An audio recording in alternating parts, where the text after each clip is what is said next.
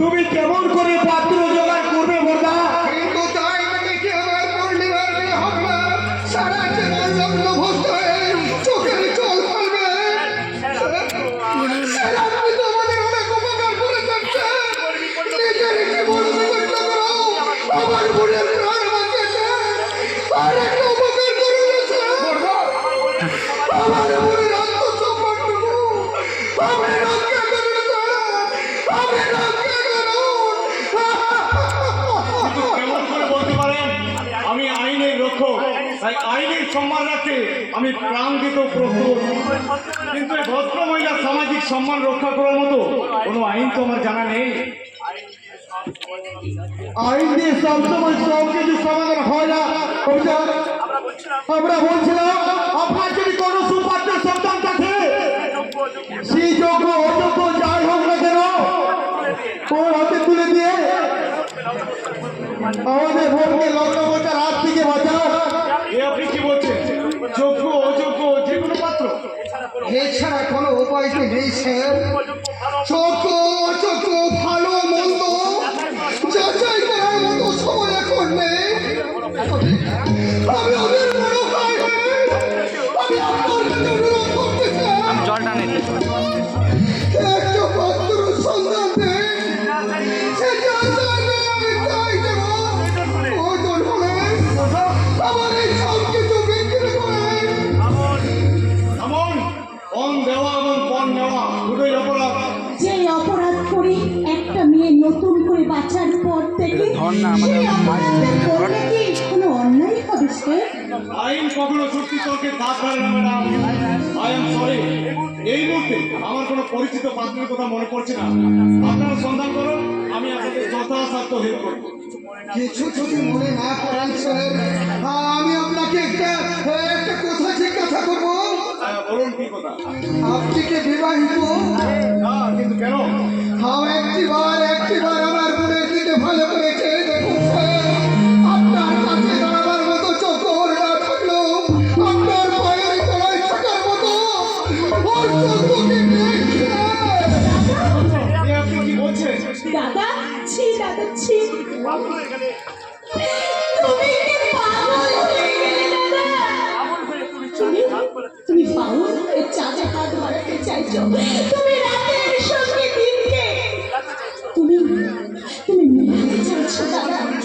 তোমার বোনের সম্মান রক্ষা করতে ওই মানুষটা তার উঁচু মাথাটা কেন কেন মাটির সঙ্গে মিশাবে দাদা? কেন? পূর্ণিমা, আমার দাদা হয়তো অন্যায় করে অনেক বড় কথা বলে ফেলেছে। আমি আমি দাদার হয়ে আপনার কাছে ক্ষমা চাইছি। না, দাদা কোনো ভুল করেনি। বাঁচার অধিকার চাওয়া তো কোনো ভুল নয়। স্যার স্যার বিশ্বাস করুন, আমাদের বোন ভীষণ ভালো মেয়ে। ওকে বিয়ে করলে আপনি অনেক সুখী হবেন। আরে তুই চুপ কর দাদা, তুই চুপ কর। দয়া করে আমার বোনকে আপনি গ্রহণ করুন স্যার। আবার আপনি বাঁচতে দিন। এইভাবে আমাকে আপনারা অস্থির করে তুলবেন না। আমার একটা কথা শুনে রাখুন, মানুষের অধিকারে, আমার মানুষত্বের বিচারে আপনার বোনকে বিয়ে করলে আপনার বোনের সামাজিক সম্মান হয়তো অক্ষুণ্ণ থাকবে, কিন্তু এক অভিজাত সুখী পরিবারের তার পরিবারের পরিজনদের অমতে অনুপস্থিতিতে বিয়ে করলে আমার সামাজিক সম্মানই চির ক্ষুণ্ণ হয়ে যাবে। এই মুহূর্তে আমি আমার জীবনের সঠিক সিদ্ধান্ত নিতে পারলাম না। আপনারা আমায় ক্ষমা করবেন। আমার হয়ে কাউকে কোনো সিদ্ধান্ত দিতে হবে না। আমার এই অভিশপ্ত জীবনে সিদ্ধান্ত নিচে বসে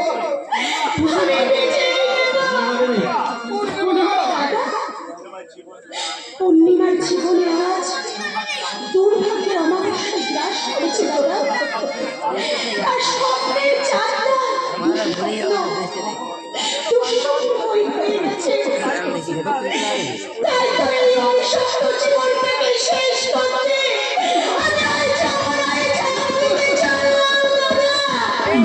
বিদায় ছিল বিদায় দাদা, তোমরা ভালো থেকো দাদা।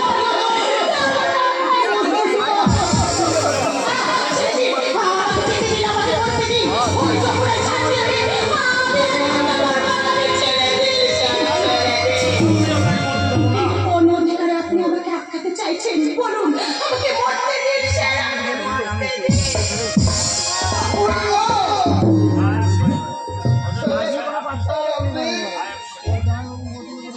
আই এম সরি, আপনাদের বোনকে বাঁচানোর কোনো অধিকার হয়তো আমার ছিল না, কিন্তু সেই অধিকার আমি এই মুহূর্তে আদায় করে নিলাম। কেমন হয়েছে? আপনারা বিয়ের আয়োজন করুন। আজ রাত্রি আমি আপনাদের বোন পূর্ণিমাকে